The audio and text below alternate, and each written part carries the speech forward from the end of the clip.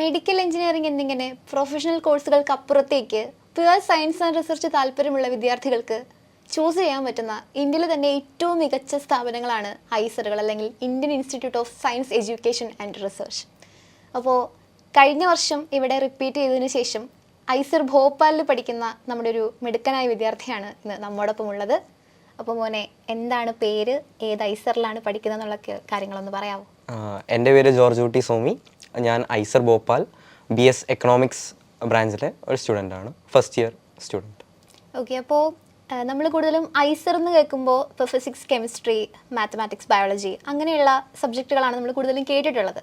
അപ്പോൾ ഐസറിൽ എക്കണോമിക്സ് പഠിക്കാമെന്ന് പറഞ്ഞു. അപ്പോൾ ഭോപ്പാൽ ഐസറിൽ മാത്രമാണ് അങ്ങനെ ഒരു കോഴ്സ് ഉള്ളത്. എന്താണ് കോഴ്സിൻ്റെ പ്രത്യേകത ഒന്ന് പറയാമോ? എന്താണ് BS എക്കണോമിക്സ് എന്നുള്ള കോഴ്സിനെ പറ്റി ഒന്ന് പറയാമോ?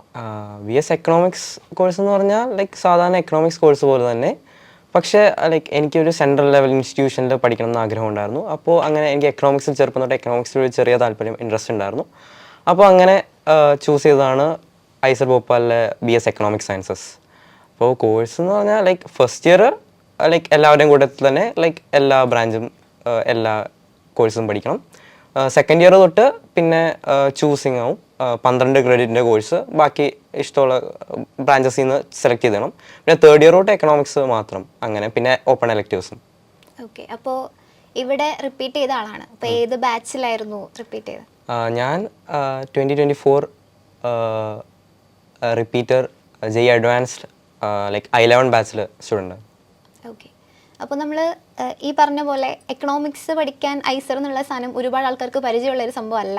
അപ്പോൾ എന്തുകൊണ്ടാണ് ഈ എക്കണോമിക്സ് ചൂസ് ചെയ്തത്, അല്ലെങ്കിൽ ഐസർ ചൂസ് ചെയ്ത് പറഞ്ഞ ഒരു നാഷണൽ ഇമ്പോർട്ടൻസ് ഉള്ള ഇൻസ്റ്റിറ്റ്യൂഷനാണ്?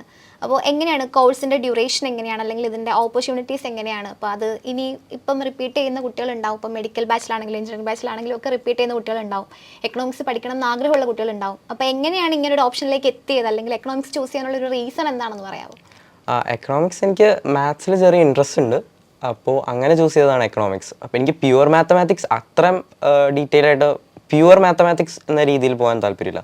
കുറച്ചും കൂടി ഒരു റിയൽ ലൈഫിൽ ഒരു ആപ്ലിക്കേഷൻ ഉള്ള ഒരു ആപ്ലിക്കേഷൻ ലെവലിൽ ഒരു സബ്ജക്റ്റ്, അങ്ങനെയാണ് ഞാൻ എക്കണോമിക്സിനെ കാണുക. അപ്പോൾ ഇത്തിരി ഒരു മണി ഓറിയൻറ്റഡ് അല്ലെങ്കിൽ ഒരു എക്കണോമിക്സ് ബേസിക്കലി, അപ്പോൾ അങ്ങനെ ഒരു രീതിയിലാണ് ഞാൻ കോഴ്സിനെ കാണുന്നത്. അങ്ങനെയാണ് ഞാൻ അത് സെലക്ട് ചെയ്തതും. അപ്പോൾ BS എക്കണോമിക്സ് ആണ് പഠിക്കുന്നതെന്ന് പറഞ്ഞു. എങ്ങനെയാണ് കോഴ്സിൻ്റെ ഡ്യൂറേഷൻ എങ്ങനെയാണ്, അല്ലെങ്കിൽ ഈ കോഴ്സ് കഴിഞ്ഞതിന് ശേഷമുള്ള ഓപ്പർച്യൂണിറ്റീസ് എങ്ങനെയൊക്കെയാണ്? എൻ്റെ ഞാൻ BS എക്കണോമിക്സ് ആണ്. അപ്പോൾ എൻ്റെ കോഴ്സിൻ്റെ ഡ്യൂറേഷൻ 4 ഇയർ ആണ്. പിന്നെ എനിക്ക് ഒരു വർഷം കൂടി നിൽക്കുവാണെങ്കിൽ എനിക്ക് MS കൂടി കിട്ടും. അത് എൻ്റെ ഓപ്ഷനാണ്, എൻ്റെ ഡിസ്ക്രിപ്ഷനാണ്, എനിക്ക് അവിടെ നിൽക്കുന്നോ വേണ്ടോ. നമുക്ക് 4 ഇയർ കഴിഞ്ഞിട്ട് എക്സിറ്റ് ചെയ്യാനൊരു ഓപ്ഷൻ ഉണ്ട്. എനിക്ക് 4th ഇയർ കഴിഞ്ഞിട്ട് BS എക്കണോമിക്സ് ആയിട്ട് ലീവ് ചെയ്യാം. പിന്നെ പുറത്ത് പോയി MS ചെയ്യണമെങ്കിൽ ചെയ്യാം. അന്നേരം പുറത്ത് പോയി പഠിക്കുകയാണെങ്കിൽ എനിക്ക് ഇൻ്റർനാഷണൽ ലെവലിൽ പോയി പഠിക്കുകയാണെങ്കിൽ എനിക്ക് 2 വർഷം MS ചെയ്യാനെടുക്കും. ഇവിടെ ആകുമ്പോൾ എനിക്ക് 1 ഇയറും കൂടി നിന്നാൽ മതി. അപ്പോൾ എനിക്ക് എൻ്റെ ടൈം ലാഭിക്കാം. 1 വർഷം കൂടി നിന്നാൽ എനിക്ക് MS കൂടി കിട്ടും. അല്ലെങ്കിൽ പുറത്ത് പോവുകയാണെങ്കിൽ എക്സിറ്റ് എടുത്ത് പോവുകയാണെങ്കിൽ എനിക്ക് 2 വർഷം പുറത്തുനിന്ന്. അപ്പോൾ ഐസർ ഭോപ്പാലാണ് ക്യാമ്പസ്. അപ്പോൾ നമ്മൾ കേട്ടിട്ടുള്ളത് വെച്ചിട്ട് ഒരുപാട് മലയാളികളൊക്കെയുള്ള ക്യാമ്പസാണ് ഐസർ ഭോപ്പാൽ. അപ്പോൾ എങ്ങനെയാണ് നിങ്ങളുടെ ക്ലാസ്സിലാണെങ്കിലും അല്ലെങ്കിൽ നിങ്ങളുടെ സീനിയേഴ്സ് ആണെങ്കിലും മലയാളിയുടെ സ്ട്രെങ്ത് ഒക്കെ എങ്ങനെയുണ്ട്? ഒരുപാട് മലയാളികളൊക്കെ ഉള്ള ക്യാമ്പസാണോ? നമ്മൾ ക്യാമ്പസിൽ ചെല്ലുമ്പോൾ എവിടെ തിരിഞ്ഞാലും മലയാളികളാണ്. ഇപ്പോൾ അവിടെ ICH ഉണ്ട്, ഇന്ത്യൻ കോഫി ഹൗസ്, അവിടെ ഫുള്ള് അത് മലയാളികൾസ്, ബേസിക്കലി മലയാളീസ് ഓപ്പറേറ്റ് ചെയ്യുന്നതാണ്. മൊത്തം മലയാളികളാണ് അവിടെ. പിന്നെ മെസ്സിൽ ഏത് മെസ്സിൽ പോയാലും ഒരു ചേട്ടൻ ഇങ്ങനെ മലയാളിയായിരിക്കും. പിന്നെ പ്രൊഫസേഴ്സും HSSൻ്റെ professor doctor Renny Thomas professor മലയാളിയാണ്. പിന്നെ എല്ലാ മിക്ക TAകളും HSSൻ്റെ എല്ലാ TAകളും തന്നെ മലയാളീസാണ്. പിന്നെ അതേപോലെ തന്നെ എല്ലാ സബ്ജക്റ്റിലും ഓരോരോ TAകളും ഇങ്ങനെ കാണും. അവരൊക്കെ ഇങ്ങനെ ഇടയ്ക്കിടയ്ക്ക് മലയാളീസ് കാണും. പിന്നെ നമ്മുടെ സീനിയേഴ്സിനെ പറ്റി പറയുകയാണെങ്കിൽ സീനിയേഴ്സും കുറേ പേര് മലയാളികളുണ്ട്. ഇപ്പോൾ 3rd ഇയർ ഒക്കെ ആകുമ്പോൾ 40 മലയാളികളുണ്ട്. 4th ഇയർ ആകുമ്പോൾ 60 ഉണ്ട്. 5th ഇയർ ആകുമ്പോൾ ഇനിയും കൂടും. അങ്ങനെ ഇപ്പോൾ ഈ വർഷങ്ങളിലാണ് മലയാളി സ്ട്രെങ്ത് പിന്നെയും ഡിക്രീസ് ചെയ്യുന്നത്. നമ്മുടെ ബാച്ചിൽ 11 മലയാളീസ് ഉണ്ട്. സ്ട്രെങ്ത് വളരെ കുറഞ്ഞു കമ്പാരിറ്റീവ്ലി സീനിയേഴ്സ് വെച്ച് കമ്പയർ ചെയ്യുമ്പോൾ. അപ്പോൾ ക്യാമ്പസ് ഒക്കെ എങ്ങനെയുണ്ട്? ഐസർ ഭോപ്പാൽ വളരെ പഴയ അല്ലെങ്കിൽ ലെഗസി ഉള്ള ക്യാമ്പസാണ്. അപ്പം ടോട്ടൽ ക്യാമ്പസ് ഒക്കെ എങ്ങനെയാണ്, ഫെസിലിറ്റീസ് ഒക്കെ എങ്ങനെയാണ്? ക്യാമ്പസ് ഒക്കെ പറയുകയാണെങ്കിൽ നമ്മൾ ഒരു പഴയ ക്യാമ്പസാണെന്ന് വിചാരിച്ചാലും അത്ര പഴയതൊന്നുമല്ല. അതുപോലെ ഇൻഫ്രാസ്ട്രക്ചറൊക്കെ ടോപ്പ് നോട്ട്സ് ആണ്. അത് നിങ്ങൾക്ക് ഫോട്ടോസൊക്കെ കാണുമ്പോൾ മനസ്സിലാവും. ഇൻഫ്രാസ്ട്രക്ചറൊക്കെ ഭയങ്കര അടിപൊളിയാണ്. ലൈക്ക് പിന്നെ അവിടെ പുതിയ പുതിയ കൺസ്ട്രക്ഷനൊക്കെ പുതിയ പെട്ടെന്ന് നടക്കും. ഇപ്പോൾ പുതിയ ഒരു 1000 ഒക്യുപ്പൻസിയുടെ ഒരു പുതിയ ഹോസ്റ്റൽ പണിയുന്നുണ്ട്. അതൊക്കെ ഇപ്പം തന്നെ ലൈക്ക് ഞാൻ ചെന്നപ്പോൾ പണി തുടങ്ങിയേ ഉള്ളൂ. ഇപ്പം തന്നെ പകുതി പണി ഏകദേശം തീർന്നു, 5-6 നിലയൊക്കെ ആയി. അങ്ങനെ പണികളെല്ലാം പെട്ടെന്ന് തീരും. IWD ഇൻസ്റ്റിറ്റ്യൂട്ട് വർക്ക്സ് ഡിപ്പാർട്ട്മെൻറ്റൊക്കെ അതിൻ്റെ അകത്ത് ഭയങ്കര ടൈം ഇൻവെസ്റ്റ് ചെയ്യുന്നത്. അത് പെട്ടെന്ന് പണികളൊക്കെ തീരും. പിന്നെ പുതിയ ലൈക്ക് വിത്തിൻ നെക്സ്റ്റ് 5 years നമ്മുടെ ഐസർ ആയിരിക്കും. ഇപ്പോൾ തന്നെ നമ്മുടെ ഐസറാണ് ഏറ്റവും സ്ട്രെങ്ത് ഉള്ള ഐസർ. എനിക്ക് തോന്നുന്നു 2500 സ്റ്റുഡൻസ് ഉണ്ട്. ലൈക്ക് വിത്തിൻ 5 years അത് നേരെ ഡബിൾ ആവും എന്നാണ് ലൈക്ക് പ്രൊഫസേഴ്സ് എല്ലാം പറയുക. പുതിയ LHC ഹാള്, നമ്മുടെ LHC ഹാളിൻ്റെ സൈഡിൽ ഏറ്റവും പുതിയ LHC ഹാള് പണിയുണ്ട്. അത് കഴിഞ്ഞ August 15th ഇൻഡിപെൻഡൻസ് ഡേക്ക് ലൈക്ക് നിർമ്മല സീതാരാമൻ വന്ന് ഫൗണ്ടിങ് സ്റ്റോൺ ലേ ചെയ്തതാണ്. അപ്പോൾ വിത്തിൻ നെക്സ്റ്റ് 5 years ലൈക്ക് ആ ഹോസ്റ്റൽ പണി ചെയ്ത് തീർന്നാൽ പിന്നെ എനിക്ക് തോന്നുന്നു അടുത്ത LHC ആയിരിക്കും പണി തുടങ്ങുക. അപ്പോൾ അങ്ങനെ വിത്തിൻ 4 years 5 years ലൈക്ക് പുതിയ സ്ട്രെങ്ത് നേരെ ഡബിൾ ആവും. അപ്പോൾ ഇപ്പോൾ പറഞ്ഞ പോലെ വലിയ ക്യാമ്പസാണ്. അപ്പോൾ ഒരിടത്തുനിന്ന് വേറൊരിടത്തേക്ക് നടന്നു പോകുന്നതെന്ന് പറയുന്നത് എന്തായാലും പ്രാക്ടിക്കലി പോസിബിൾ ആയിരിക്കില്ല. അപ്പോൾ നിങ്ങൾ ക്യാമ്പസിനകത്തുള്ള ട്രാൻസ്പോർട്ടേഷൻ കാര്യങ്ങളൊക്കെ എങ്ങനെയാണ്? വെഹിക്കിൾസ് ഒന്നും അവൈലബിൾ ആയിരിക്കില്ലല്ലോ, നിങ്ങൾക്ക് അലൗഡ് ആയിരിക്കില്ലല്ലോ? അല്ല നമ്മുടെ ക്യാമ്പസിൽ ലൈക്ക് നടന്നു പോകുന്ന ആൾക്കാരും ഉണ്ട്, നടന്നു പോകുന്ന അത്ര കോമൺ ആണ്. പിന്നെ അല്ലെങ്കിൽ നമുക്ക് സൈക്കിൾ ഉണ്ട്, കുറേ സ്റ്റുഡൻസിന് സൈക്കിൾസ് ഉണ്ട്. അല്ലെങ്കിൽ പിന്നെ നമ്മുടെ ക്യാമ്പസിൽ ഓടുന്ന ഒരു റിക്ഷ സർവീസ് ഉണ്ട്, ഒരു 5-6 ഓട്ടോകൾ. അതിൻ്റെ അകത്ത് നമുക്ക് കയറുന്ന ഏത് പോയിന്റിൽ നിന്ന് ഏത് പോയിന്റിൽ വരെ അവരെ ഡ്രോപ്പ് ചെയ്ത് വിടും. അപ്പോൾ ഇനി കൂടുതലും അക്കാഡമിക്സ് ബേസ്ഡ് ആണ് ചോദിക്കുന്നത്. ഇപ്പോൾ നിങ്ങൾക്ക് സെമസ്റ്റർ സിസ്റ്റം ആണ്. അപ്പോൾ എങ്ങനെയാണ് ക്ലാസ്സസ് ഒക്കെ? ഇപ്പം ഇന്ന സബ്ജക്ട്സ് ആണോ, അല്ലെങ്കിൽ കുറച്ച് സെലക്റ്റീവ് കോഴ്സ് ഉണ്ടാവും, അല്ലെങ്കിൽ നമുക്ക് ഇഷ്ടമുള്ള സംഭവം എടുത്ത് പഠിക്കാം? എങ്ങനെയാണ് അതിൻ്റെ ഒരു കരിക്കുലം കൺസ്ട്രക്ട് ചെയ്തിരിക്കുന്നത്? എങ്ങനെയാണ്? ഇപ്പോൾ ഞാൻ എക്കണോമിക്സ് ആണ്. അപ്പോൾ എനിക്ക് ബാക്കിയുള്ള ബാച്ചുകളെ പോലെ BSMSകാരെ പോലെ എനിക്ക് ലാബൊന്നുമില്ല. ബാക്കി BSMSകാർക്കൊക്കെ ഫിസിക്സ് ലാബ്, ഉച്ചകഴിഞ്ഞ ഫിസിക്സ് ലാബ്, പ്രാക്ടിക്കൽസ് ഉണ്ട്. എനിക്ക് അതൊന്നുമില്ല. എനിക്ക് പിന്നെയും എനിക്ക് ആകെ കമ്പൾസറി കോഴ്സസ് എന്ന് പറഞ്ഞാൽ മാത്സിൻ്റെ ലീനിയർ ആൾജിബ്ര കമ്പൾസറി കോഴ്സാണ്. പിന്നെ എൻ്റെ എക്കണോമിക്സ് കമ്പൾസറി കോഴ്സാണ്. പിന്നെ HSSും കമ്പൾസറി കോഴ്സാണ്. ബാക്കി എനിക്ക് 5 സബ്ജക്ട്സ് ഉണ്ട്. 5 സബ്ജക്ട്സിൽ നിന്ന് എനിക്ക് 4 ഓപ്ഷണലാണ്. എനിക്ക് 5 നിന്ന് 4 ചൂസ് ചെയ്താൽ മതി. അപ്പോൾ എനിക്ക് ഇഷ്ടമുള്ള ബ്രാഞ്ച് ഡ്രോപ്പ് ചെയ്യാം. അങ്ങനെ ബാക്കിയുള്ള എനിക്ക് തോന്നുന്നു എഞ്ചിനീയറിംഗുകാർക്ക്, BS എഞ്ചിനീയറിംഗുകാർക്ക് അവർക്ക് ഒരു സബ്ജക്റ്റേ ഉള്ളൂ. ഒന്നേ ബയോ ചൂസ് ചെയ്യാം, അല്ലെങ്കിൽ എക്കണോമിക്സ് ചൂസ് ചെയ്യാം. ബാക്കി എല്ലാം അവരുടെ കമ്പൾസറി കോഴ്സസ് ആണ്. പിന്നെ BSMSകാർക്ക് അങ്ങനെ ഓപ്ഷൻ ഒന്നുമില്ല. അപ്പോൾ ഈ ക്ലാസ് ഡ്യൂറേഷൻസ് ഒക്കെ എങ്ങനെയാണ്? ഇപ്പോൾ ഫസ്റ്റ് ഇയർ ആകുമ്പോഴും അല്ലെങ്കിൽ സെക്കൻഡ് ഇയർ ആകുമ്പോഴും, ഇപ്പോൾ ഫസ്റ്റ് ഇയർ അല്ലേ, അപ്പോൾ ഇപ്പോഴത്തെ ക്ലാസ് ഡ്യൂറേഷൻസ് ഒക്കെ എങ്ങനെയാണ്? ഇനി അത് അടുത്ത വർഷം ആകുമ്പോൾ എങ്ങനെയാണ് അത് മാറുക? അപ്പോൾ ഈ വർഷം എന്ന് പറയുമ്പോൾ ഇപ്പോൾ എല്ലാവർക്കും ഒരുമിച്ച്, അതായത് BSMSകാർക്കും BSകാർക്കും എല്ലാവർക്കും കോമൺ കോഴ്സസ് ആയതുകൊണ്ട് LHCയിലെ L5 ഏറ്റവും വലിയ ഹാളിലാണ് നമ്മുടെ ക്ലാസ്സസ് മൊത്തം. അതിപ്പോൾ ഫസ്റ്റ് ഇയേഴ്സിൻ്റെ ക്ലാസ് മൊത്തം. അതിപ്പോൾ സ്ലോട്ട് വൈസ് ആണ്. അതായത് ഒരു സ്ലോട്ടിൽ ഒരു ഡേയിൽ ഇത്ര സ്ലോട്ടുകൾ ഉണ്ടാവും. ആ സ്ലോട്ടിൽ ഒരു സബ്ജക്റ്റിന് ഒരു പ്രൊഫസറിനായിരിക്കും അലോട്ട് ചെയ്തേക്കണേ. അപ്പോൾ നമ്മുടെ പ്രൊഫസർ ഏതാണോ, നമ്മുടെ കോഴ്സ് ഏതാണോ, നമ്മൾ അവിടെ പോയി എവിടെയാണോ ആ ക്ലാസ് അവിടെ പോയി അറ്റൻഡ് ചെയ്യുക. അതിപ്പോൾ ഫസ്റ്റ് ഇയേഴ്സിൽ ലൈക്ക് എല്ലാം അടുപ്പിച്ചാണ്, നിയർലി എല്ലാം അടുപ്പിച്ചാണ്. പിന്നെ എനിക്ക് എൻ്റെ ഓപ്ഷനിലായതുകൊണ്ട് എനിക്ക് എഞ്ചിനീയറിംഗ് ഡ്രോയിങ് ക്ലാസ്സിൽ ഇരിക്കേണ്ട കാര്യമില്ല. അപ്പോൾ ഞാൻ ആ ടൈം ആകുമ്പോൾ എനിക്ക് ക്ലാസ്സിൽ നിന്ന് ഇറങ്ങിപ്പോവാം. ആ അവർ എനിക്ക് ഇറങ്ങിപ്പോകും. പിന്നെ എൻ്റെ ക്ലാസ് റിസ്യൂം ചെയ്യുമ്പോൾ കയറിയാൽ മതി. അങ്ങനെയായിരിക്കും. സെക്കൻഡ് ഇയറിലോട്ടാകുമ്പോൾ നമ്മുടെ സ്ലോട്ട് ഭയങ്കര സ്കാറ്റേർഡ് ആയിരിക്കും. ഇപ്പോൾ ചിലപ്പോൾ രാവിലെ ഒരു ക്ലാസ് ഉണ്ടെങ്കിൽ എനിക്ക് അടുത്ത ക്ലാസ് വൈകുന്നേരം 3 മണിക്കായിരിക്കും. അപ്പം നമ്മുടെ സ്ലോട്ട് അനുസരിച്ചിരിക്കും നമ്മുടെ ക്ലാസ്സുകൾ, നമ്മൾ ചൂസ് ചെയ്യണ സബ്ജക്ട്സ് അനുസരിച്ച്. അപ്പോൾ നേരത്തെ പറഞ്ഞു പുതിയ ഹോസ്റ്റൽസ് ഒക്കെ പണി നടന്നുകൊണ്ടൊക്കെ ഇരിക്കുകയാണ്. അപ്പോൾ ഇൻഫ്രാസ്ട്രക്ചറൊക്കെ ഭയങ്കര അടിപൊളിയാണെന്നൊക്കെ പറഞ്ഞു. അപ്പം എങ്ങനെയാണ് ഹോസ്റ്റലും കാര്യങ്ങളൊക്കെ എങ്ങനെയാണ് അവിടെ? ഹോസ്റ്റൽ നമുക്കിപ്പോൾ 6-7 ഹോസ്റ്റൽസ് ഉണ്ട്. ഹോസ്റ്റൽ 1, പിന്നെ 2, 3, 5, 6, 7, 8. 4ൻ്റെ പണി നടന്നുകൊണ്ടിരിക്കുന്നേ ഉള്ളൂ.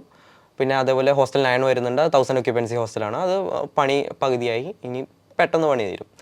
പിന്നെ നമ്മുടെ ഹോസ്റ്റലാണ് ഏറ്റവും പുതിയ ഹോസ്റ്റൽ 8. അത് കഴിഞ്ഞ വർഷം തൊട്ടാണ് ഓപ്പൺ ആയത്. അപ്പോൾ അത് അത്യാവശ്യം നല്ല സ്പേഷ്യസ് റൂമാണ് ബാക്കിയുള്ള ഹോസ്റ്റൽസിനേക്കാളും കമ്പയർ ചെയ്യുമ്പോൾ. ഫസ്റ്റ് ഇയേഴ്സിനാണ് ഹോസ്റ്റൽ പുതിയ തരാറ്. പിന്നെ ഫസ്റ്റ് ഇയേഴ്സിനും പിന്നെ PhD ലൈക്ക് ബാക്കിയുള്ളത് PhDക്കാർക്കും അലോട്ട് ചെയ്യും. അങ്ങനെ നമ്മുടെ റൂം ഇപ്പോൾ ഒരു റൂമിൽ 2 പേര് വെച്ചാണ്. എല്ലായിടത്തും അങ്ങനെയൊക്കെ തന്നെയാണ്. അപ്പോൾ പിന്നെ നമ്മുടെ റൂം പിന്നെ കുറച്ചും കൂടി അത്യാവശ്യം സ്പേഷ്യസ് ആണ്. ഓരോ ആൾക്കാർക്കും ഓരോ ടേബിൾ, ഓരോ ബെഡ്, പിന്നെ ഓരോ അൽമാര, അങ്ങനെ എല്ലാം അലോട്ട് ചെയ്തിട്ടുണ്ട്. അപ്പോൾ ഇപ്പോൾ നമ്മളൊരു പ്യുവർ സയൻസ് അല്ലെങ്കിൽ എക്കണോമിക്സ് പോലൊരു സബ്ജക്റ്റ് പഠിക്കുമ്പോൾ നമുക്ക് BSന് ശേഷം പല ഓപ്ഷൻസ് ഉണ്ടാവും. ഇപ്പോൾ MSന് പോവുക, അതിനുശേഷം റിസർച്ച് ചെയ്യുക, അതല്ലെങ്കിൽ ഇൻഡസ്ട്രിയിലേക്ക് പോവുക, അങ്ങനെ പല ഓപ്ഷൻസ് ഉണ്ടാവും. അപ്പോൾ എന്താണ് ഇനിയുള്ളൊരു ഫ്യൂച്ചർ പ്ലാൻ എന്ന് പറയുന്നത് BSന് ശേഷം? BSന് ശേഷം അത് ഓരോരുത്തരുടെ പേഴ്സണൽ ചോയ്സസ് ആണ്. ലൈക്ക് സീനിയേഴ്സ് ഇങ്ങനെ ഞാൻ കേട്ടിട്ടുണ്ട് കുറേ പേര് ലൈക്ക് ഇങ്ങനെ ജോലിക്ക് പോയി ലൈക്ക് പിന്നെ കുറേ പേര് ഗേറ്റ് എഴുതി പോയി, പിന്നെ കുറേ പേര് പഠിപ്പിക്കാൻ നെറ്റ് എഴുതി പോയി അങ്ങനെ. പിന്നെ കുറേ പേര് ലൈക്ക് പുറത്ത് MS പഠിക്കാൻ പുറത്ത് പോയി. പിന്നെ ചിലവർ ഇപ്പോൾ തന്നെ MS അവിടെ ചെയ്യുന്നു, പിന്നെ അവർക്ക് ഇങ്ങനെ ഡോക്ടറേറ്റ് എടുത്ത് പിന്നെ പോസ്റ്റ് ഡോക്കും എടുത്ത് ഇങ്ങനെ റിസർച്ച് ഫീൽഡാണ് താല്പര്യം.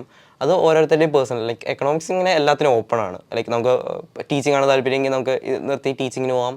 പിന്നെ ലൈക്ക് ഗേറ്റ് എഴുതാനാണ് താല്പര്യമെങ്കിൽ ഗേറ്റ് എഴുതി അങ്ങനെ പോകാം. പിന്നെ നമ്മുടെ ചോയ്സാണ്. റിസർച്ച് കണ്ടിന്യൂ ചെയ്യണമെങ്കിൽ ചെയ്യാം, അല്ലെങ്കിൽ ഇപ്പോൾ ജോലിക്ക് കയറണമെങ്കിൽ ലൈക്ക് ബാങ്കിങ് ഫീൽഡ് ഉണ്ട്, ഏത് ഫീൽഡിലോട്ട് വേണമെങ്കിൽ ജോലിക്ക് കയറാം. അതൊക്കെ നമ്മുടെ ചോയ്സസാണ്. നമുക്ക് ഏതിലോട്ട് വേണമെങ്കിൽ ഡീവിയേറ്റ് ചെയ്യാം.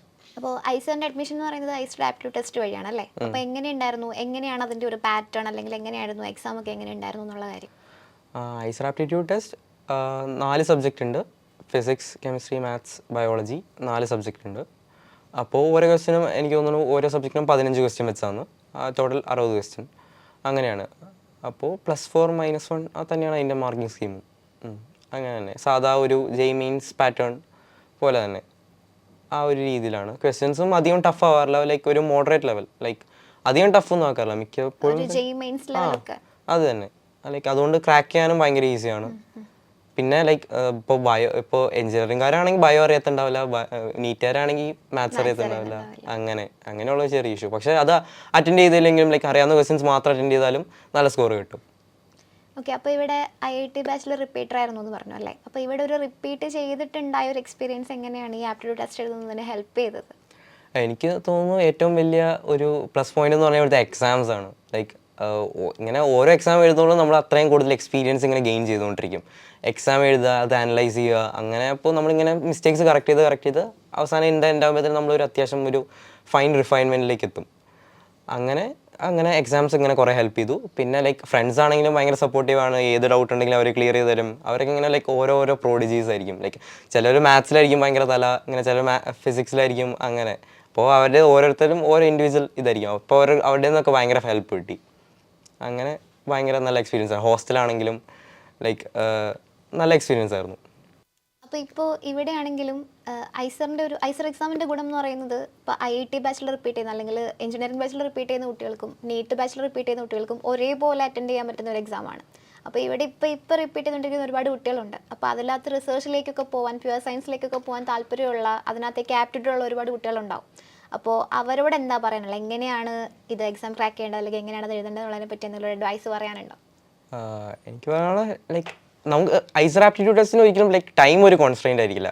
കാരണം ലൈക്ക് നിങ്ങൾക്ക് ഒരു സബ്ജക്റ്റ് എപ്പോഴും നിങ്ങളുടെ വീക്കായിരിക്കും. കാരണം എഞ്ചിനീയർകാരാണെങ്കിൽ ബയോളജിയും ബയോക്കാരാണെങ്കിൽ മാത്സും. അപ്പോൾ നിങ്ങൾക്ക് ആ ടൈം ബാധിക്കില്ല നിങ്ങളെ കാര്യമായിട്ട്. അപ്പോൾ മാക്സിമം ക്വസ്റ്റ്യൻസ് ഇങ്ങനെ ശ്രദ്ധിച്ച് ലൈക്ക് ഇങ്ങനെ എക്സാം ഈസി ആണെങ്കിലും ലൈക്ക് നിങ്ങൾ മിസ്റ്റേക്സ് വരുത്താൻ ചാൻസ് കൂടുതലാണ്. ലൈക്ക് ഈസി ആയതുകൊണ്ട് തന്നെ ഈസി എക്സാംസിന് എപ്പോഴും നമ്മൾ നെഗറ്റീവ്സാണ് ശ്രദ്ധിക്കേണ്ടത്. അപ്പോൾ അത് വരുത്താതിരിക്കാൻ ശ്രമിക്കുക. ലൈക്ക് ശ്രദ്ധിച്ച് ക്വസ്റ്റ്യൻ വായിക്കുക. ടൈം ആവശ്യത്തിനുണ്ടല്ലോ. അപ്പോൾ ശ്രദ്ധിച്ച് ക്വസ്റ്റ്യൻ വായിക്കുക, ശ്രദ്ധിച്ച് അറ്റൻഡ് ചെയ്യുക. അത്രയും പറയാനുള്ളൂ. അപ്പോൾ എന്തായാലും പ്യുവർ സയൻസ് പഠിക്കാൻ താല്പര്യമുള്ള, അല്ലെങ്കിൽ റിസർച്ച് ഓറിയൻറ്റഡ് ആയിട്ട് പോകാൻ വേണ്ടി താല്പര്യമുള്ള കുട്ടികൾക്ക് ഇന്ത്യയിൽ തന്നെ ഏറ്റവും ബെസ്റ്റ് ആയിട്ടുള്ള ഇൻസ്റ്റിറ്റ്യൂട്ടുകളിൽ ഒന്നാണ് ഐസർ. അപ്പോൾ ഐസർ ഭോപ്പാലിൽ പഠിക്കുന്ന ജോർജ് കുട്ടിയാണ് ഇന്ന് നമ്മളോട് അയാളുടെ വിശേഷങ്ങളും പിന്നെ എങ്ങനെയാണ് അങ്ങോട്ടേക്ക് എത്തിയത്, എന്തുകൊണ്ടാണ് എക്കണോമിക്സ് ചൂസ് ചെയ്തത് എന്നുള്ള കാര്യങ്ങളൊക്കെ പറയാൻ വേണ്ടി നമ്മളോട് ഉണ്ടായിരുന്നത്. അപ്പോൾ എന്തായാലും ഇപ്പോൾ ഫസ്റ്റ് സെമിസ്റ്റർ കഴിഞ്ഞിട്ടാണ് വന്നത്. അപ്പോൾ ഇനി എത്ര ലീവ് ഉണ്ട്? ഫസ്റ്റ് സെമിസ്റ്റർ കഴിഞ്ഞ് 1 മാസം ലീവ് ഉണ്ട്. അത് കഴിഞ്ഞ് പിന്നെ സെക്കൻഡ് സെം കഴിഞ്ഞ് 3 മാസം ലീവ് ഉണ്ട്. പിന്നെ ഓരോ മിഡ് സെം കഴിഞ്ഞ് ഓരോ ആഴ്ച വെച്ച് ലീവ് ഉണ്ട്. അപ്പോൾ എന്തായാലും ഇനി അങ്ങോട്ടും ഇപ്പം ഉണ്ടായ പോലെ, ഇപ്പോൾ ഈ ഒരു സക്സസ് ഉണ്ടായതുപോലെ തന്നെ ഇനി അങ്ങോട്ടും അക്കാഡമിക്സിലാണെങ്കിലും അല്ലാതെ ജീവിതത്തിലാണെങ്കിലും ഒക്കെ ആ സക്സസ്സുകൾ ഇങ്ങനെ തുടർന്ന് കൊണ്ടുപോകാൻ പറ്റട്ടെ എന്ന് ആശംസിക്കുകയാണ്. So all the best and thank you. Brilliant Study Center, India's #1 coaching center for NEET and JEE.